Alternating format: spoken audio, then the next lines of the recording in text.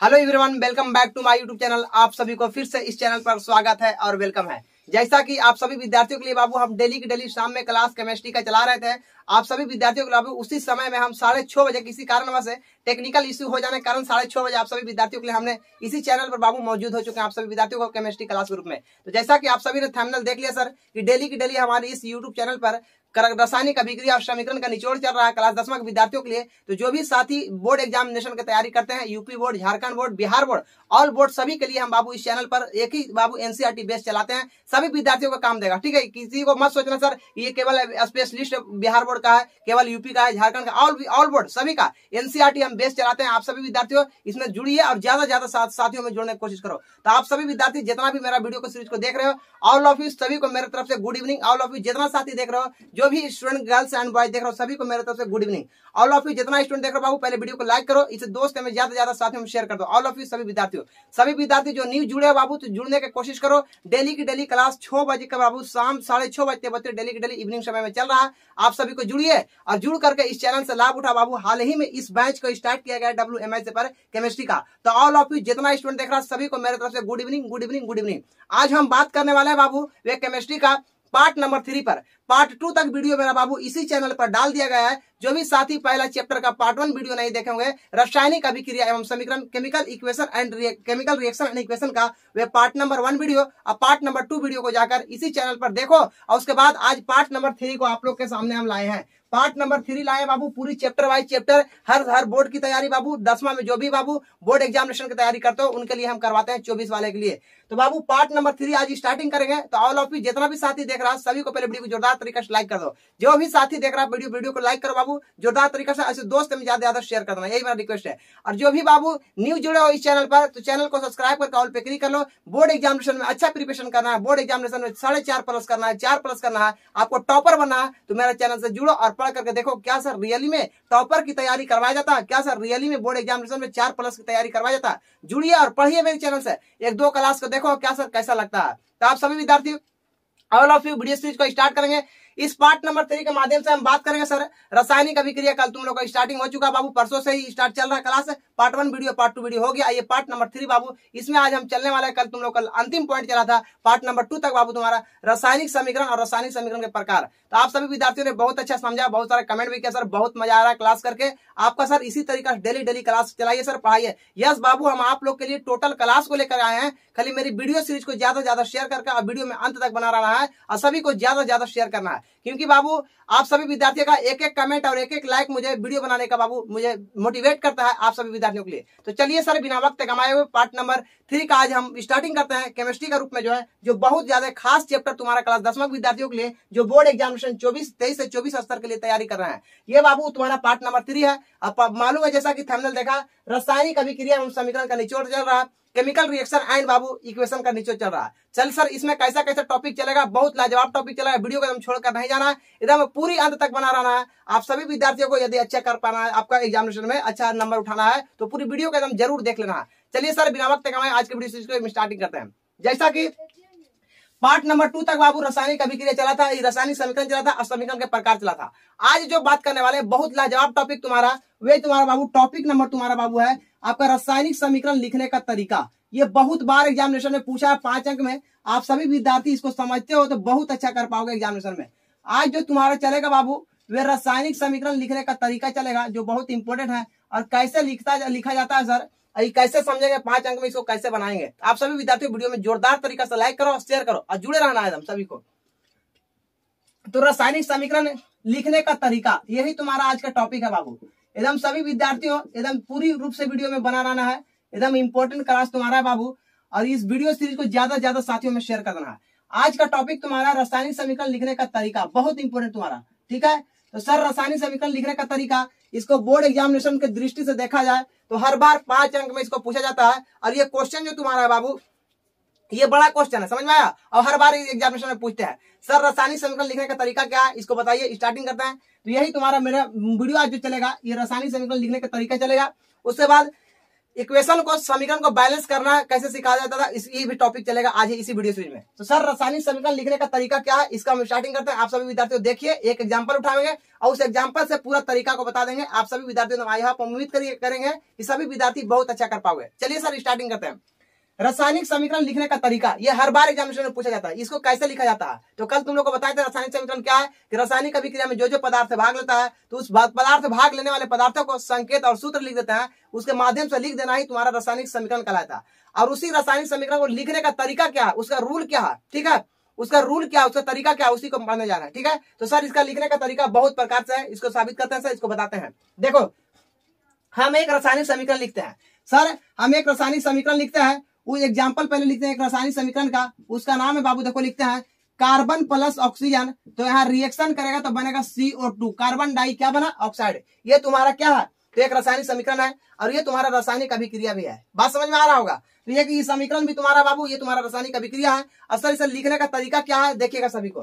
तो बाबू आप सभी विद्यार्थी जानते होंगे सर, एक ने हमने उठाए एक रासायनिक समीकरण का एग्जाम्पल, और इसी से तरीका हम बता देंगे लिखने का। ये एग्जामिनेशन में हर बार पूछा जाता है, आप सभी को पूर्ण रूप से वीडियो सीरीज में बने रहना। तो सर पहला रूल क्या है लिखने का तरीका, तो आप सभी विद्यार्थी देखिएगा। तो आपको तो पहले मालूम होना चाहिए सर कि तीर के ये साइड वाला जो होता है बाबू, ये प्रतिफल होता है, और तीर के ये साइड वाला क्या होता है, तो अभिकारक होता है। आई होप हम उम्मीद करते हैं सभी को मालूम भी होगा।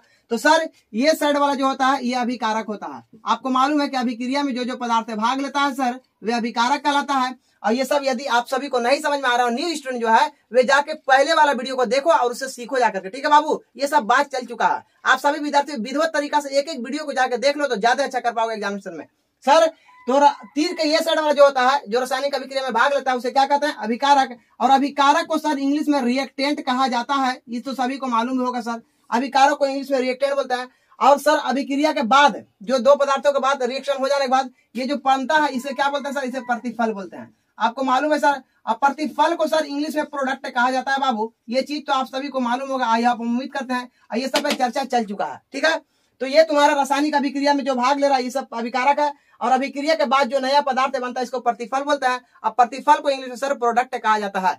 सर अब समझना है सर, हेडिंग तुम्हारा लगाया है सर, इस जो टॉपिक तुम्हारा है रासायनिक समीकरण लिखने का तरीका, यानी इसका लिखने का रूल क्या है, इसका तरीका क्या है, आप समझिएगा सभी को। बहुत इंपॉर्टेंट तुम्हारा क्लास है, ज्यादा से ज्यादा साथियों में शेयर कर देना बाबू, सभी को लाभ उठाने का मौका दो इस चैनल पर, और जुड़ो सभी विद्यार्थियों। सर तो लिखने का तरीका अभी स्टार्टिंग करते हैं। पहला नंबर तरीका क्या है रासायनिक समीकरण का, तो उसको आप सभी विद्यार्थी देखिएगा।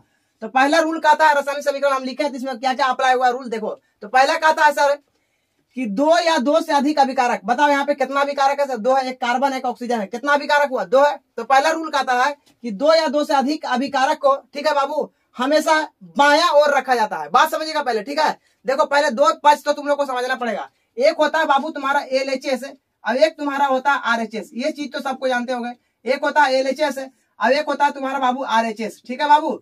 LHS का पूरा नाम सर लेफ्ट हैंड साइड होता है। इसको बाबू हिंदी में ये चीज को बहुत आदमी चौकड़ाता है, लेफ्ट हैंड राइट में और राइट हैंड साइड में, ये दोनों में बहुत आदमी कंफ्यूज करता है, बड़े बड़े आदमी कंफ्यूजन कर जाता है, बच्चे लोग भी कंफ्यूजन करता है। तो देखो LHS का मतलब लेफ्ट हैंड साइड, इसको सर हिंदी में बोला जाता है बायां पक्ष, क्या बोलेंगे, बायां पक्ष कहा जाता है सर। और RHS का मतलब हुआ राइट हैंड साइड, ठीक है, क्या बोलेंगे, राइट हैंड साइड। और राइट हैंड साइड का हिंदी में सर दायां पक्ष कहा जाता है।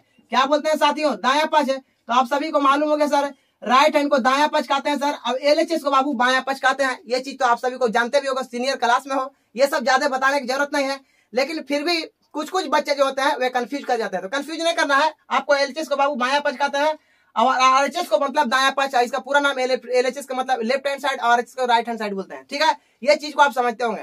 तो अब समीकरण लिखने का तरीका ऑटोमेटिक आप सभी को एकदम इत्मीनान से समझ में आ जाएगा, घबराना नहीं है। तो देखो सर कहता क्या है समीकरण लिखने का तरीका, तो कहता है कि जब ये तो अभिकारक तुम लोग का है, हम लिख दिए हैं कि कार्बन प्लस ऑक्सीजन तुम्हारा अभिक्रिया किया तो कार्बन डाइऑक्साइड बना। तो अब देखो पहला रूल क्या कहता है रासायनिक समीकरण लिखने का, खाली देखो आप समझो पहले। यदि आप समझ जाते हो बाबू तो कोई चीज को समझ लेना माने रखता है, कोई चीज को रटना माने नहीं रखता। और मेरा चैनल से जुड़ गए हो तो एक एक बच्चा एनर्जेटिक हो जाएगा, एक एक बच्चा लिखने का तरीका जानेगा, एक एक बच्चा समझने का अंडरस्टैंडिंग करने का कोशिश करेगा, ठीक है। खाली समझो सभी को। तो पहला रूल कहता है सर रासायनिक समीकरण लिखने के तरीका में कि दो या दो से अधिक अभिकारक, देखो यहाँ पे कितना अभिकारक है, कार्बन प्लस ऑक्सीजन, तो कार्बन और ऑक्सीजन कितना अभिकारक हुआ बाबू, तो दो हुआ। तो कहता है दो या दो से अधिक अभिकारक को ये कौन पक्ष है बता पहले। यदि हम इस रूप में है तो मेरा पहले बाबू देखो मेरा पक्ष कौन है, तो ये बाबू ये मेरा जो ई वाला हाथ है राइट हैंड जो तुम्हारा है मेरा ई पक्ष में है, तो ये साइड तुम्हारा हुआ RHS है और अभिक्रिया की ये साइड वाला तुम्हारा हुआ LHS। ये तो सबको दिख रहा होगा, देखो ऐसे हम रख रहे हैं, तो ये मेरा राइट हैंड हुआ सर और ये मेरा लेफ्ट हैंड हुआ, तो आप समझिएगा। और लेफ्ट हैंड को बाबू बायां पक्ष कहते हैं सर, ये लिखा चुके हैं, और राइट हैंड को सर दायां पक्ष कहा जाता है, ये चीज तो आप सभी को मालूम है और लिख भी रहे हैं। तो देखो सर पहला नियम कहता है रासायनिक समीकरण लिखने का कि 2 या 2 से अधिक अभिकारक, देखो यहाँ कितना अभिकारक है, 2 को है, एक कार्बन है एक ऑक्सीजन है, तो 2 या 2 से अधिक अभिकारक को कौन पक्ष में रख रहा है बताओ, ये कौन पक्ष में रहा, तो बाबू ये मेरा कौन पक्ष है, तीर का ये साइड वाला कौन साइड है, तो सर ये LHS है सर, तीर का ये साइड वाला तुम्हारा क्या है, ये साइड वाला LHS। अब LHS को बाबू बायां पक्ष कहा जाता है, ये चीज तो आप सभी को मालूम है। तो पहला रूल में लिखना है सर रासायनिक समीकरण लिखने का तरीका में कि 2 या 2 से अधिक अभिकारकों को, 2 या 2 से अधिक हो सकता है और भी अभिकारक हो सकता है, तो 2 या 2 से अधिक अभिकारकों को बायां पक्ष में रखा जाता है। कहां रखते हैं सर, बायां पक्ष में रखा जाता है। क्या ये टॉपिक आप सबको समझ में आया? पहला नियम, पहला तरीका रासायनिक समीकरण लिखने का आप सभी विद्यार्थियों को हम उम्मीद करते हैं समझ में आ गया होगा। क्या समझे सर कि देखो 2 या 2 से अधिक अभिकारक रहे, हमने अभिकारक लिखा है कार्बन प्लस ऑक्सीजन, रिएक्शन किया तो कार्बन डाइऑक्साइड बना, तो कार्बन और ऑक्सीजन तुम्हारा कौन साइड है बाबू, अभिकारक जो है कौन साइड में है, LHS में है सर। अब LHS को हिंदी में बायां पक्ष कहा जाता है। तो देखो 2 या 2 से अधिक अभिकारकों को कौन पक्ष में रखते हैं सर, तो बायां पक्ष में रखते हैं। पहला रूल सबको समझ में आया? आई होप, हम उम्मीद करते हैं सर पहला लिखने का तरीका आप सभी विद्यार्थियों को समझ में आ गया होगा।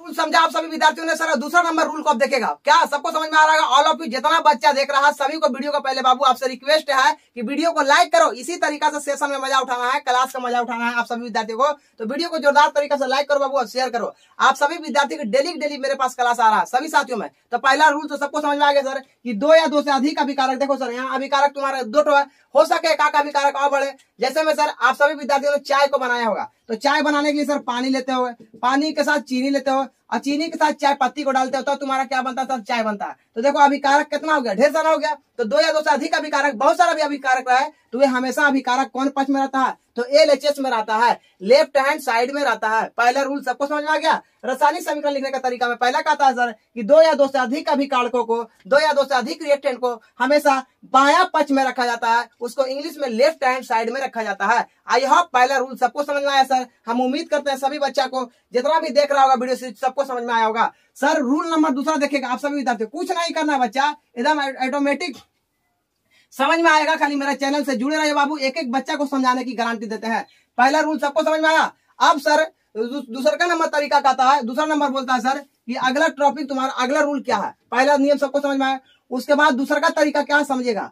दूसरा नंबर तरीका कहता है कि 1 या 1 से अधिक प्रतिफल, देखो उसके बाद देखो अब प्रतिफल किस ओर जा रहा है बताओ तुम लोग। 2 नंबर में देखो तो प्रतिफल कौन हो रहा है, ये हमारा राइट हैंड है। तो कहता है सर कि 1 या 1 से अधिक प्रतिफल, ये जरूरी नहीं प्रतिफल एक ही हो सकता है, प्रतिफल 2 भी बनता है, 3 भी बनता है। सर कैसे साबित करिए, जैसे में सर आपने अपने घरों में चावल को सभी को बनाया होगा, बच्चा या फिर बच्ची कोई भी, दोनों में से चावल को बनाने के लिए सर आपने चावल को लेते हो गए और चावल को सर गर्म पानी में डालते हो तो बनता है सर चावल। क्या बनता है, चावल। और चावल के साथ सर बन जाने के बाद जो भात बनता है, चावल इसको बोलते हैं, इसी को भात बोला जाता है। और ये बन जाने के बाद बाबू तुम्हारा एक अलग पदार्थ इसी में पानी के रूप में बचता है जिसका कोई काम हमारे पास नहीं है, ठीक है। तो बाबू वही बोलता है प्रतिफल 2 भी बन सकता है, कोई जरूरी नहीं है। तो 2 नंबर तरीका का था रासायनिक समीकरण के कि 2 या 2 से अधिक प्रतिफल को, ठीक है, 2 या 2 से अधिक प्रतिफल को, या फिर खाली बोल सकते हैं प्रतिफल को हमेशा RHS में रखा जाता है। कहाँ रखते हैं, राइट हैंड साइड में रखते हैं सर, इसे बायां पक्ष में रखा जाता है। तो बोलेंगे प्रतिफल को सर बायां पक्ष में रखा जाता है। कहाँ रखते हैं, बायां पक्ष में रखा जाता है। अभी ये सबको खाली समझा रहे हैं, आप समझते जाओ, उसके बाद ये सबका परिभाषा, ये सबका लिखित हम खुद लिख देंगे, अभी टेंशन नहीं लेना आप सभी को। क्या सर 2 तरीका समझ में आया? यस बाबू, सभी को समझ में आ गया होगा। तीसरा नंबर सर तरीका कहता है, देखिएगा 3 नंबर तरीका कहता सर लिखने का, कहता है कि 2 या 2 से अधिक अभिकारक, जितना भी अभिकारक रहे तो वे दोनों अभिकारकों के बीच धन चिन्ह का इस्तेमाल किया जाता है। देखो हम कार्बन लिखे तो कार्बन में ऑक्सीजन से रिएक्शन करवाए, तो यहाँ पे किसका चिन्ह दिए, प्लस का दिए। प्लस चिन्ह को बाबू हिंदी में धन चिन्ह कहा जाता है और इधर बनता है तुम्हारा कार्बन डाइऑक्साइड। तो 3 नंबर रूल कहता है कि 2 या 2 से अधिक अभिकारकों को बीच धनात्मक चिन्ह का उपयोग किया जाता है, या फिर सर धन चिन्ह का इस्तेमाल किया जाता है, धन चिन्ह का इस्तेमाल किया जाता है। क्या सर 3 नंबर तरीका समझ में आया? यस, आप सभी विद्यार्थियों को समझ में आया होगा। सर इसी तरीका से अगला रूल को बताइए, अगला तरीका को। तो बाबू तरीका नंबर चौथा को देखिएगा, बहुत इंपोर्टेंट तुम लोग का है। अब कहता है चौथा नंबर को देखिएगा, कहता है सर यदि 2 या 2 से अधिक प्रतिफल भी बन जाए, ठीक है, जैसे अभी बताए थे तुम लोग को, तो 2 या 2 से अधिक प्रतिफल भी बन जाए बाबू, तो उसे भी धन चिन्ह के द्वारा अलग किया जाता है। तो हम लिख सकते हैं कि 2 या 2 से अधिक प्रतिफलों के बीच भी धनात्मक चिन्ह का इस्तेमाल किया जाता है। धनात्मक चिन्ह को बाबू धन चिन्ह कहा जाता है। क्या सर रूल नंबर 4 सबको समझ में आया? यस, आप सभी विद्यार्थियों को रासायनिक समीकरण लिखने का तरीका ऑटोमेटिक सभी को समझ में आ रहा होगा। खाली मेरे चैनल से जुड़ो और एक एक बच्चा वीडियो सीरीज को देखो। आप सभी विद्यार्थियों से रिक्वेस्ट है सर कि वीडियो को ज्यादा से ज्यादा साथियों में लाइक करो, वीडियो को ज्यादा से ज्यादा साथियों में शेयर करो, ठीक है। उसके बाद फिर कहता है सर ये 4 नंबर रूल समझ में आया? देखो 2 या 2 से अधिक प्रतिफल बन जाए, जैसे हम अभी जस्ट चावल वाला एग्जांपल लिए थे, तो बहुत सारा जैसे हम कहें मतलब है चावल तुम बनाते हो तो चावल में पानी रहता है सर, और गर्म पानी के साथ चावल को डालते हो तो उसमें भात बनता है तुम्हारा। अब भात के साथ एक और अलग पदार्थ बनता है जिसको बोलते हैं बाबू पानी, जो बनता है जिसको माड़ भी बोला जाता है, ठीक है, इधर देहाती भाषा में। तो बाबू वे तुम्हारा प्रतिफल 2 या 2 से अधिक भी बन जाए तो प्रतिफलों को 2 या 2 से अधिक प्रतिफलों के बीच धनात्मक चिन्ह का इस्तेमाल किया जाता है। क्या सबको समझ में आया? यस, आप सभी विद्यार्थियों को ये रूल समझ में आया। सर तुम्हारा तरीका नंबर 5वां पे बात करने वाला है, ठीक है। वीडियो सीरीज को ज्यादा से ज्यादा साथियों में शेयर करना है। इसी तरीका से डेली क्लास यदि चाहिए बाबू, आपको समझना है सर एक एक टॉपिक को चैप्टर वाइज चैप्टर यदि तैयारी करना है तो हमारे चैनल से जुड़िए, और जो विद्यार्थी न्यू देख रहे हो तो चैनल को सब्सक्राइब करो। आप सभी विद्यार्थी से यही मेरा रिक्वेस्ट है। सभी विद्यार्थियों ज्यादा से ज्यादा साथियों में शेयर करो वीडियो को, ठीक है बाबू। अब सर 5वां नंबर तरीका को बताइए। 4 नंबर अब तरीका आपने समझा, सर 5वां नंबर तरीका क्या कहता है सर? देखिएगा 5वां नंबर तरीका कहता है, देखो ये चिन्ह को क्या बोलते हैं सर? तीर बोला जाता है, इसे तीर कहा जाता है, तीर चिन्ह कहा जाता है सर। ऐसे इंग्लिश में बाबू एरो बोला जाता है। क्या बोलते हैं? एरो कहा जाता है, ठीक है। इसको इंग्लिश में क्या बोलते हैं? एरो। तो देखो बाबू एरो कहा जाता है इसको इंग्लिश में। तो अगला टॉपिक आता है, देखो तुम लोग को 5वां नंबर तरीका कहता है कि अभिकारक का, तो इधर वाला तुम्हारा अभिकारक है और ये साइड वाला तुम्हारा क्या साथियों? तो प्रतिफल है। बात समझ में आ रहा है? ये साइड वाला तुम्हारा क्या? अभिकारक, और अभिक्रिया के बाद वाला जो तुम्हारा पदार्थ है वो क्या होता है? प्रतिफल। तो अगला टॉपिक आता है 5वां नंबर टॉपिक कि अभिकारक और प्रतिफल को तीर चिन्ह के द्वारा अलग किया जाता है। क्या बच्चा सबको समझ में आ रहा होगा? यस, ऑटोमेटिक सबको समझ में आ गया होगा कि सर अभिकारक को और प्रतिफल को तीर चिन्ह के द्वारा अलग किया जाता है। तो हमने बाबू इस लिटरेचर के माध्यम से तुम लोग को हम बता रहे थे रासायनिक समीकरण लिखने का तरीका। तो आप सभी को हमने 5 तरीका को समझाया और एग्जाम्पल के थ्रू समझाया, एग्जाम्पल देकर समझाया। अब सर इसको लिखेंगे कैसे सर? इसको लिख देते हैं, आइए हम लिखित के माध्यम से समझते हैं आप सभी विद्यार्थियों के लिए। आप आई होप आप देखो इसका लिखित कैसा होता है।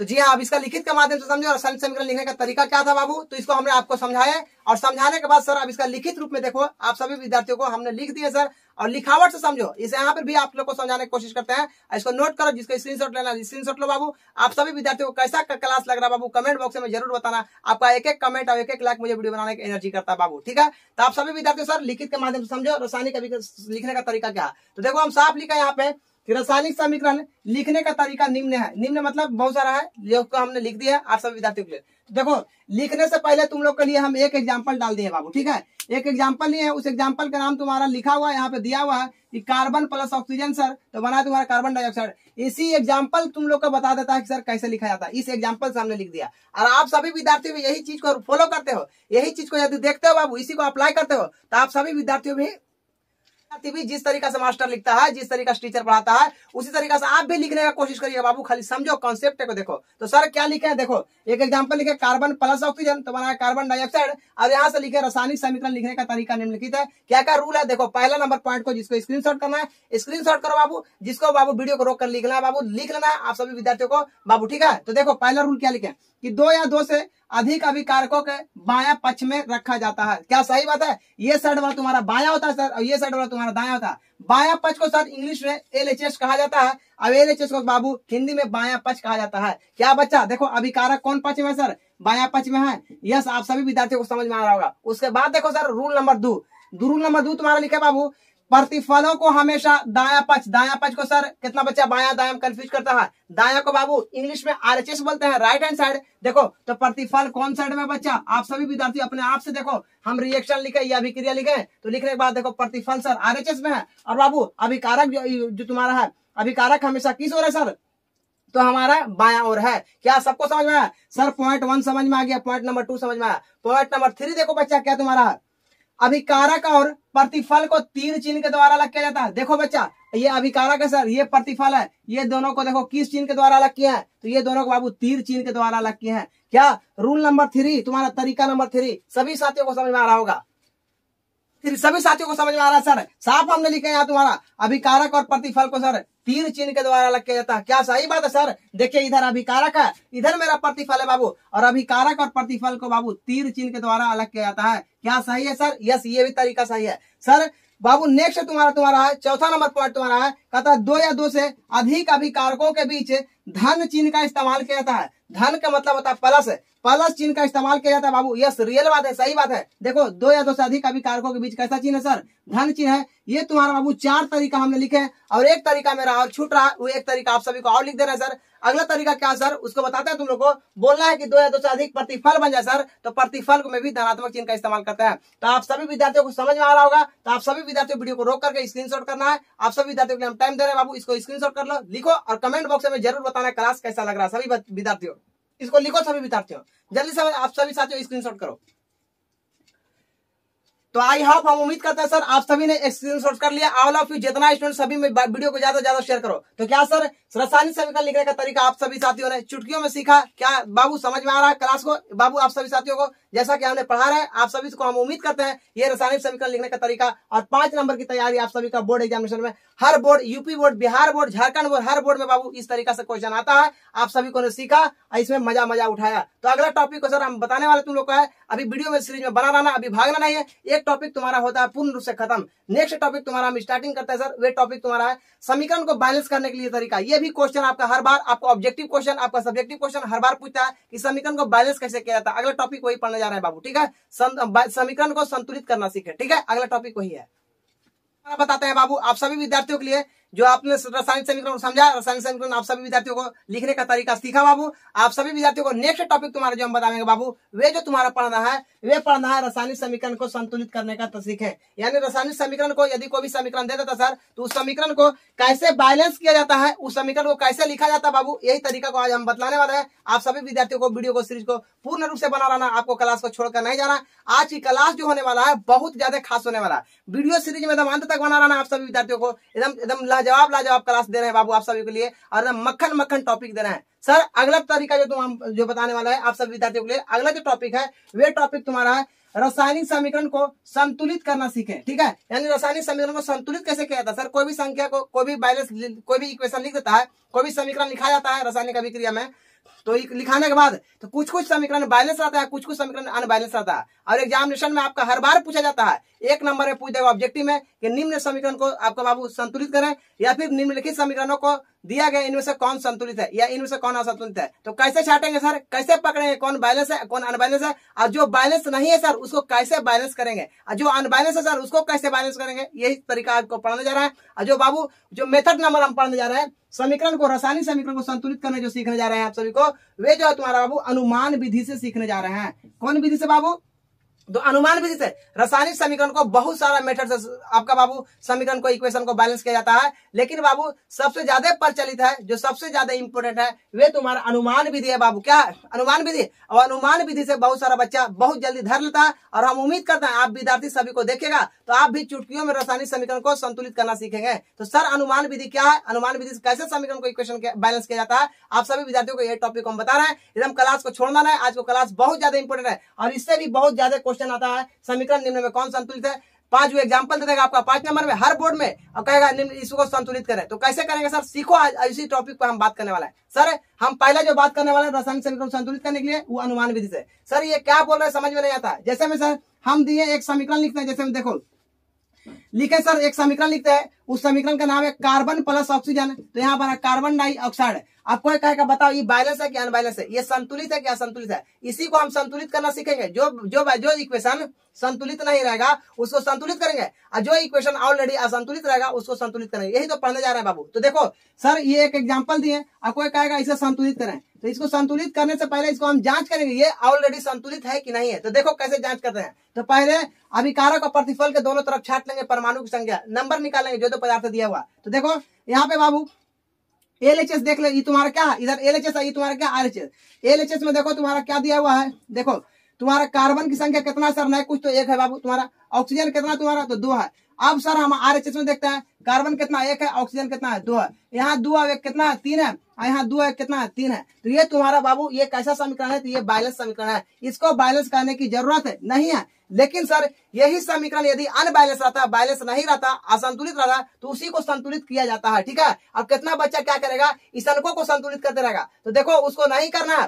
वे विद्यार्थी कैसे फंस जाता है, पहले समझ नहीं पाता है। तो पहले हम परमाणु संख्या से काउंटिंग कर लेंगे और दोनों तरफ इसका संख्या को जोड़ लेंगे, देखेंगे दोनों तरफ इक्वल, इधर भी कार्बन 1 है, इधर भी कार्बन 1 है, यहाँ भी ऑक्सीजन 2 है बाबू। उसके बाद प्रतिफल में भी ऑक्सीजन 2 है, तो ये ऑलरेडी बैलेंस समीकरण है, इसे बैलेंस नहीं करेंगे। जो जो समीकरण अनबैलेंस रहता है उसको हम बताने जा रहे हैं, तुम लोग को 2-4 एग्जांपल से सिखाने जा रहे हैं। समीकरण को बैलेंस कैसे किया जाता है आप सभी विद्यार्थी देखो, अगला एग्जांपल के माध्यम से बताते हैं। तो अगला एग्जांपल तुम लोग के लिए हम उठा रहे हैं सर, देखो कैसे कैसे क्वेश्चन आपका पूछा जाता है, और उसको हम जो पढ़ाएंगे ना तुम लोग को, वो अनुमान विधि से आप लोग को समीकरण को संतुलित करना है। सर अनुमान विधि अपना मन से, अपना माइंड से अनुमान लगा के उसको लगाना है, ठीक है, उसको बैलेंस करना है। जैसे हम आपका एग्जाम्पल एक लिख रहे हैं, देखो इसको बताते हैं। आप सभी विद्यार्थी समीकरण को बैलेंस करना जरूर सीखे, क्लास को ज्यादा शेयर कर देना। ये बाबू इससे बहुत ज्यादा एग्जामिनेशन में क्वेश्चन पूछा जाता है। ठीक है, देखो बाबू हम एक एग्जाम्पल उठाते हैं, H2 + O2, H2 + O2 तो बना तुम्हारा H2O। क्या बना, H2 + O2 जब हम उठाए, ठीक है, हाइड्रोजन और ऑक्सीजन को रिएक्शन करवाए तो बना तुम्हारा H2O जल बना। तो क्या ये समीकरण बैलेंस है कि अनबैलेंस है, यदि अनबैलेंस है तो इसको बैलेंस करें। ठीक है, यही तुम्हारा तरीका है। देखो बाबू हम इसको जांच करते हैं। पहले हमेशा तीर के ये यहाँ पे एक लकीर मार देना आप सभी को, यदि बैलेंस करना रहे। तो देखो यदि जांच करेंगे, पहले हाइड्रोजन की संख्या कितना है सर, 2 है, ऑक्सीजन की संख्या कितना है 2 है, ये सर हाइड्रोजन 2 है, ऑक्सीजन 2 है। अब सर अभिक्रिया के बाद देख लेते हैं, तो हाइड्रोजन कितना है सर 2 है, और ऑक्सीजन कितना है बाबू 1 है। क्या बता तुम लोग, बैलेंस है कि अनबैलेंस सर? तो आप कहिएगा हाइड्रोजन 2 है और इधर भी हाइड्रोजन 2 है सर, लेकिन यहाँ ऑक्सीजन 2 है, लेकिन यहाँ ऑक्सीजन कितना है सर 1 है। ये समीकरण तुम्हारा अनबैलेंस है। ऐसे ऐसे समीकरण को बाबू अनुमान विधि से बैलेंस किया जाता है सर। और इसको कैसे बैलेंस करेंगे सर, इसी को तो बैलेंस करने के लिए हम पढ़ाने जा रहे हैं आप सभी विद्यार्थियों के लिए। ऐसा ऐसा क्वेश्चन रहता है एग्जाम में, पूछता है कि समीकरण को बैलेंस करें, और कौन विधि से हम बताने जा रहे हैं बाबू तुम लोग को, तो तुम लोग को अनुमान विधि से। क्या कोई बताएगा ये बैलेंस के अनबैलेंस? तो सर अनबैलेंस है। कैसे सर, हाइड्रोजन यहाँ 2 है बाबू, यहाँ हाइड्रोजन 2 है सर, यहाँ ऑक्सीजन 2 है, लेकिन यहाँ ऑक्सीजन 1 है। यही पे तुम्हारा प्रॉब्लम है। क्या बच्चा समझ में आ रहा? और ऑफ यू सभी को समझ में आता होगा सर, यहाँ ऑक्सीजन 1 है, यहाँ ऑक्सीजन 2 है। ये ऐसे ऐसे समीकरण को बैलेंस करो। कैसे बैलेंस करेंगे सर, इसको बैलेंस करने के लिए बता रहे हैं आप लोग को। तो देखो यहाँ पर सर 2 है, यहाँ पर 1 है, तो 2 करने के लिए बाबू हमेशा कोई भी समीकरण को, कोई भी इक्वेशन को बैलेंस करने के लिए बाबू उसमें गुना किया जाता है। क्या किया जाता है, गुना करके उसको बैलेंस किया जाता है। तो बताओ यहाँ कितना 2 लाना है, इधर 2 है, यहाँ कितना लाना 2, तो 1 में 2 से गुना कर देंगे तो ये कितना हो जाएगा 2। यदि ऑक्सीजन में हम 2 परमाणु लगाएंगे तो सर यहाँ ऑक्सीजन 2 को बनेगा। लेकिन सर देखो कैसे बनेगा। अब बच्चा बहुत सारा लगता है सर कि क्या ऑक्सीजन के यहाँ पर लगा देंगे, नीचे में लगा देंगे सर, अणु के नीचे? नहीं, गलत बात। कभी भी उसका आगे लगता है, कभी भी अणु के आगे लगता है कोई भी, यदि किसी भी संख्या को, परमाणु को बैलेंस करने के लिए। तो देखो यहाँ पे हम कैसे इसको बैलेंस करते हैं, आप सभी विद्यार्थी देखो पहले। तो बच्चा आप सभी विद्यार्थी देखिएगा, यहाँ ऑक्सीजन 2 करना है सर, तो ऑक्सीजन कैसे 2 होगा? तो देखो यहाँ सर हाइड्रोजन तुम्हारा और तुम्हारा ऑक्सीजन है, रिएक्शन किया तो बना H2O। अब देखो किसी भी परमाणु के आगे लगता है, किसी भी तत्व का संख्या जो हमको बैलेंस करने के लिए लगाना है, तो कभी भी आगे लगाना है। तो देखो यहाँ पे यदि हम 2 लगा दिए, ठीक है, यहाँ पर क्या लगाए 2, तो देखो सर ऑक्सीजन 2 हो गया, ऑक्सीजन के गुणांक में है, ठीक है, ऑक्सीजन 2 हो गया। लेकिन सर हाइड्रोजन हो गया 2 दूनी 4। अभी सर हाइड्रोजन हुआ 4 हो गया, इधर हाइड्रोजन कितना हो गया 4। अब इधर सर हाइड्रोजन अब कितना है, अभी तक 2 है। तो ये हाइड्रोजन को भी क्या करना पड़ेगा, 4 करना पड़ेगा। ऑक्सीजन 2 हुआ, ठीक है, ऑक्सीजन यहाँ 2 है, चलेगा सर। लेकिन अब हाइड्रोजन यहाँ 4 हो गया, 2 दूनी 4। जब भी किसी संख्या के आगे में गुणांक होता है तो वे इससे ही मल्टीपल हो जाता है। तो 2 दूनी कितना हो गया 4, और ये ऑक्सीजन के लिए 2 है, ठीक है, ये ऑक्सीजन के लिए 2 हुआ। लेकिन सर यहाँ 2 हुआ, यहाँ भी 2 हुआ। लेकिन सर ऑक्सीजन तो बैलेंस कर गया, लेकिन सर हाइड्रोजन मेरा बैलेंस नहीं है। हाइड्रोजन यहाँ 4 हो गया, हाइड्रोजन यहाँ 2, तो कुछ नहीं करना, यहाँ इसका आगे में 2 लगा देना है, तो 2 दूनी 4 हो गया। तो क्या बच्चा समझ में आया? यही मेथड को, यही विधि को अनुमान विधि कहा जाता है। अभी बहुत सारा एग्जाम्पल आप लोगों को हम क्लियर करते हैं, अभी घबराना नहीं, एक एक बैलेंस को और देखो।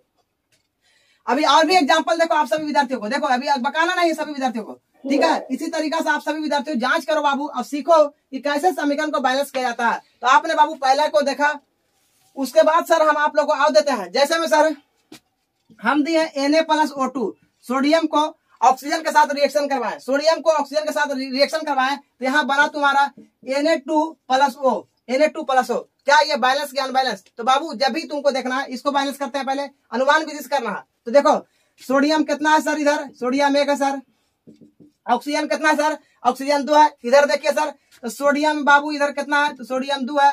ऑक्सीजन कितना है सर, 1 है। यहाँ सोडियम 1 है, यहाँ सोडियम 2, गलत कर गया। यहाँ ऑक्सीजन 2 है, यहाँ ऑक्सीजन कितना 1 है, गलत कर गया। ये बैलेंस क्या अनबैलेंस, बताओ आप सभी विद्यार्थियों। तो सर ये आपका अनबैलेंस है। अब इसको बैलेंस करो, इधर सोडियम 2 है, इधर सोडियम 1 है, इधर ऑक्सीजन 2 है, इधर ऑक्सीजन तुम्हारा 2 1 है, ठीक है। इसको बैलेंस कैसे करेंगे आप सभी विद्यार्थियों बताइए। तो देखो कुछ नहीं करना बाबू, आप सभी को कुछ नहीं करना। यहाँ सोडियम 2 नहीं करना है, तो यहाँ सोडियम के पास हम 2 लगा दिए। क्या लगा दिए, सोडियम के पास 2 लगाए। अब सर इधर सोडियम 2 हो गया, तो सर अब देखो यहाँ ऑक्सीजन कितना है, 1 ना है, ऑक्सीजन को कितना करना है 2। तो देखो यहाँ पे 2 लगा दिए, तो ऑक्सीजन कितना होगा 2, लेकिन सोडियम बाबू 2 दूनी कितना हो गया 4 हो गया। तो यहाँ पे तुमको क्या करना है, 4 से मल्टीपल करना है। आई होप आप सभी को समझ में आ गया होगा।